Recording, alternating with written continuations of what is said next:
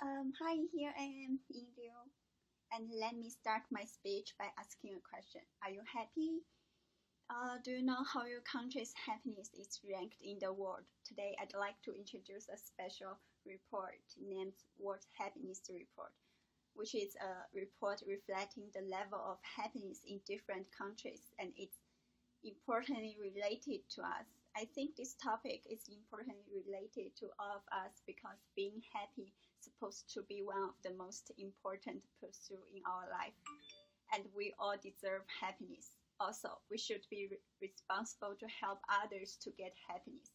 I am confident to present this speech because I have done a lot of research related to this topic. Today, I will start by an overview of background of World Happiness Report, and then I will introduce the newest report from 2016 and discuss the similarity and difference between this year's report and the previous years. Finally, I will talk about the importance of World Happiness Report. The World Happiness Report is a landmark survey of the states of global happiness, which is generated once a year starting from 2012. And it's getting more influential as more countries and people were involved. Every year, the report is released in ahead of March 20th, which is the Union World Happiness Day. The factors taken into consideration to be various and from every aspect of people's daily lives, according to official website of World Happiness Report. Leading experts across fields, economics, psychology, survey, analyze national statistics, healthy and public policy, and more describe like how measurement of well-being can be used effectively to assess the progress of nations.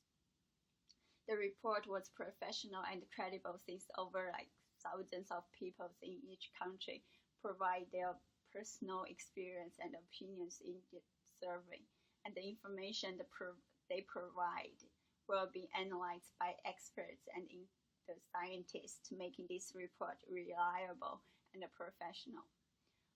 In this March, the newest report of 2016 was released by the officials, and we can see the similarity and difference by comparing it with previous reports. The 10 happiness countries are Denmark, Norway, Switzerland, Netherlands, Sweden, Canada, Finland, Australia, Iceland, and Australia. In the meantime, the report also lists the least happiness country in the world, including Syria, Afghanistan, Yemen, Liberia, and so on.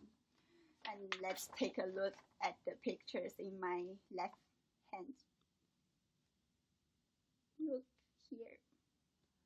Can you see it? Can you see it?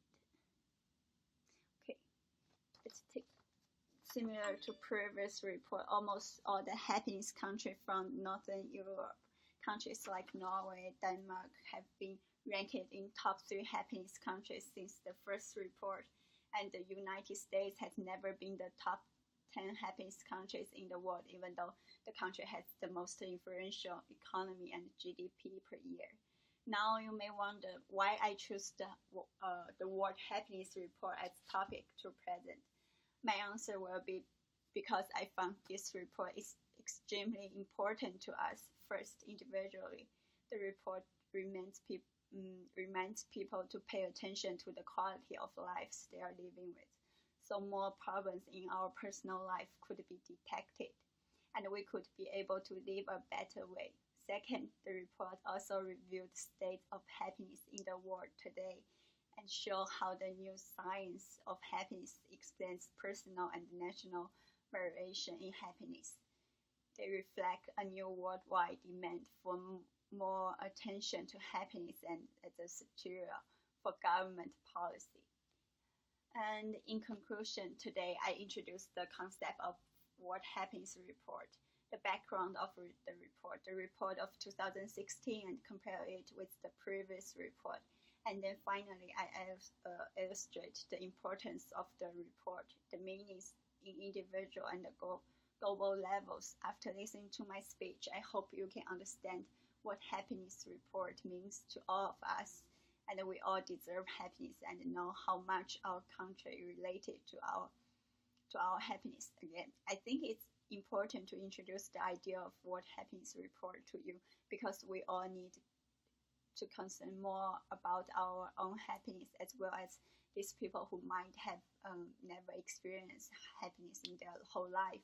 Now, after knowing the rank of your own country and knowing about other situations, can you answer the question? Are you happy?